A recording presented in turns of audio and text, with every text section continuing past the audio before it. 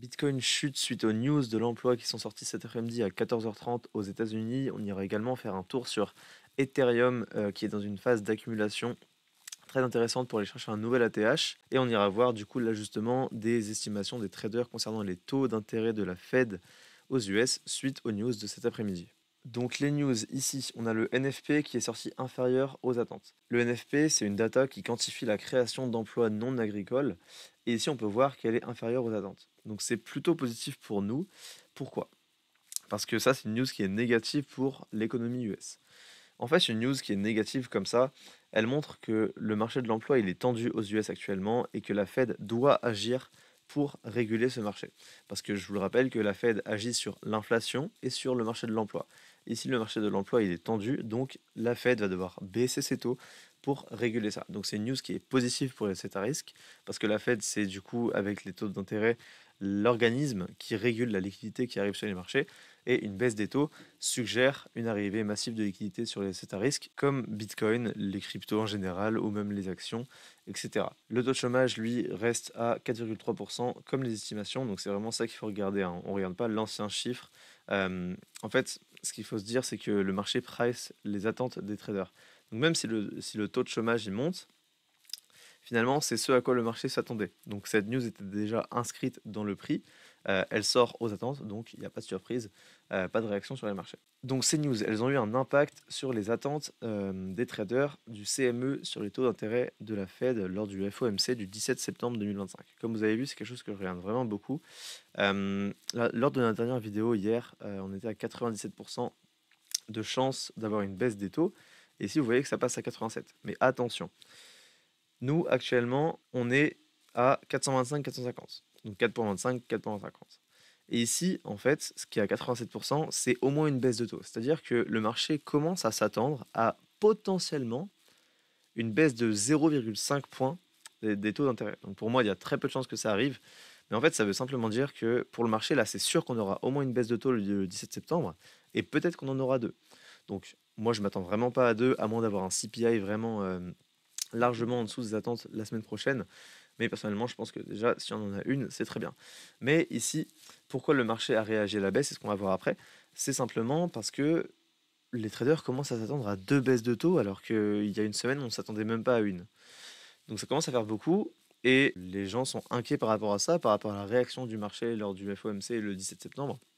Et donc, ils enlèvent du risque du marché. C'est mon interprétation et on va la voir tout de suite. Donc hier, on avait identifié sur Bitcoin une zone ici de fair value gap dans une zone de fair value gap inversée. Donc ça, c'est un balance price range. On avait vu ça hier.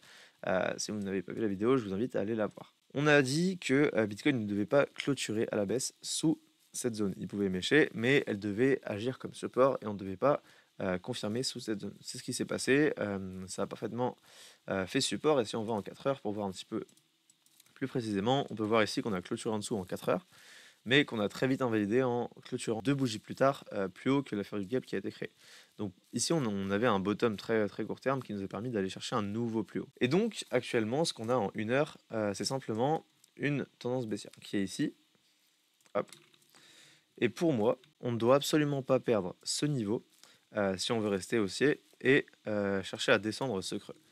On a une zone qui est intéressante pour défendre cette tendance ici, c'est la zone de Fibonacci ici.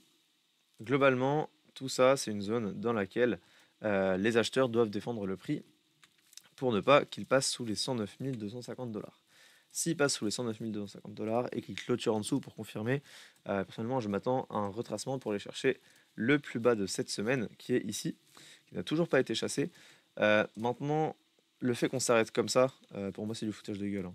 Très clairement, on a le plus haut ici de jeudi qui n'a pas été nettoyé, le plus haut également de dimanche qui n'a pas été nettoyé. Donc si on va en daily, on peut voir qu'on a plein de plus hauts au même endroit. Pour moi, ça, c'est clairement une zone qui va venir être nettoyée par le prix. On a ici le plus haut de dimanche. Là, c'était plutôt le plus haut de lundi, pardon.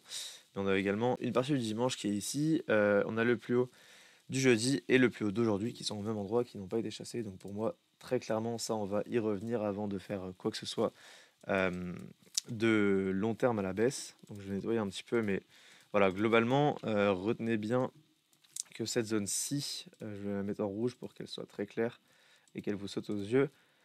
La zone donc des 113 650 dollars sur Binance, pour moi, on va clairement y revenir. Ce n'est qu'une question de temps. Maintenant, on a eu un beau rejet. À court terme, en horaire, on a notre inversion de structure, hein. Ici, on a eu notre clôture au-dessus et notre clôture en dessous. Donc, techniquement, ici, on est baissier à court terme, mais à plus moyen terme, on est haussier. Donc voilà, très clairement, les niveaux pour défendre notre tendance haussière moyen terme, il est ici. Ça, il faut absolument le maintenir. Je dirais même ce niveau-là, à partir du moment où on perdra ce niveau-là, c'est compliqué. Donc le niveau des 110 000. Très clairement, le niveau psychologique des 110 000 dollars, pour moi, il doit être maintenu par les acheteurs.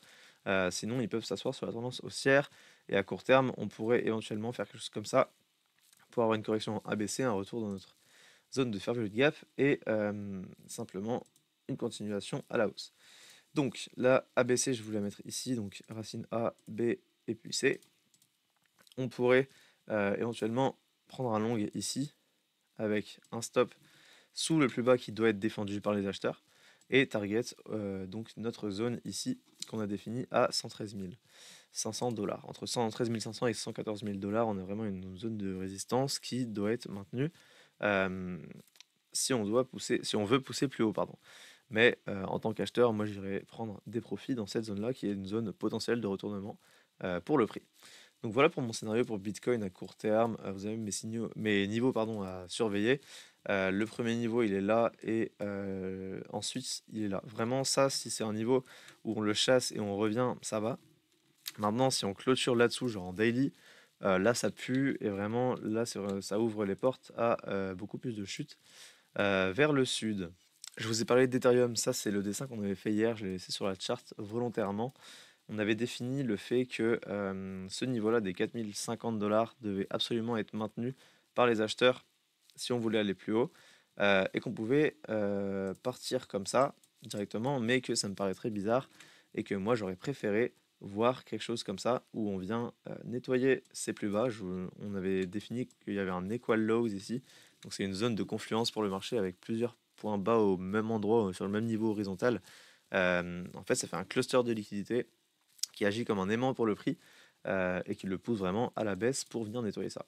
Une fois qu'on aura méché là-dessous, moi je veux pas forcément. Si on mèche là-dessous, c'est pas très grave, mais je veux vraiment pas de clôture sous 4050 dollars, ce serait vraiment une invalidation pour moi. Le mieux serait qu'on mèche sous ce niveau des 4200 dollars sans toucher aux 4050 dollars, ce serait vraiment le mieux. Mais si on vient mècher là-dessous, c'est très bien aussi. Une fois qu'on aura liquidé cette zone-là, donc ça fera 3 liquidations, hein. On en aura eu une là, une deuxième là et une troisième ici. Ce serait vraiment, on aurait sorti tout le monde d'Ethereum, plus personne n'y croira, etc. Et c'est là vraiment qu'on a une phase de latéralisation pour le prix. Je vais vous la mettre en évidence. C'est un petit peu un schéma de Power of Tree pour ceux qui connaissent, qui porte aussi le nom de accumulation, manipulation, extension. Donc je vais vous le dessiner ici. Donc ici, on a notre accumulation. Donc accumulation horizontale, c'est vraiment ce qu'on aime bien voir quand on cherche à acheter. Ici, on aura notre manipulation qui vient liquider cette zone-là, voire cette zone-là. Et ensuite, on pourrait avoir notre potentielle extension où on prendrait un long à la réintégration. Donc, par exemple, comme ceci, avec notre stop sous le plus bas qui aura été fait, par exemple, si on vient faire quelque chose comme ceci. On vient mettre notre stop ici et on entre au marché en longue avec une target potentiellement vers un nouvel ATH, ce qui nous ferait un ratio très solide. On va pas se mentir qu'il y aurait déjà des profits à prendre ici, hein. Très clairement, sur le niveau des 4500 à 4520 dollars, c'est de la zone de liquidité aussi. Et on a une zone de fair value gap au niveau des 4560 dollars. Donc ça, c'est de la zone de résistance. Très clairement, il y a des profits à prendre là-dedans si vous rentrez en longue suite à cette potentielle manipulation qui va arriver. Et également, ici, on a des plus hauts qui sont des points d'intérêt pour le marché et ensuite un nouvel ATH et potentiellement une continuation haussière en découverte de prix. Donc voilà pour aujourd'hui. Je pensais à la vidéo de demain, vu qu'on est en week-end, je ne ferai pas une vidéo sur le marché des cryptos comme Bitcoin et Ethereum, mais je vais vous présenter un projet dans lequel je suis assez investi et auquel je crois vraiment, qui a un gros potentiel pour les jours et semaines à venir. Donc n'hésitez pas à me dire en commentaire si ça vous intéresse, je suis pas encore sûr de le faire, mais si je le fais, du coup, ça sortira demain, dans la journée, en fin de journée. Donc voilà, n'hésitez pas à liker, vous abonner, mettre un commentaire, ça m'aidera beaucoup pour le référencement de la chaîne. Et je vous dis à potentiellement demain pour cette vidéo.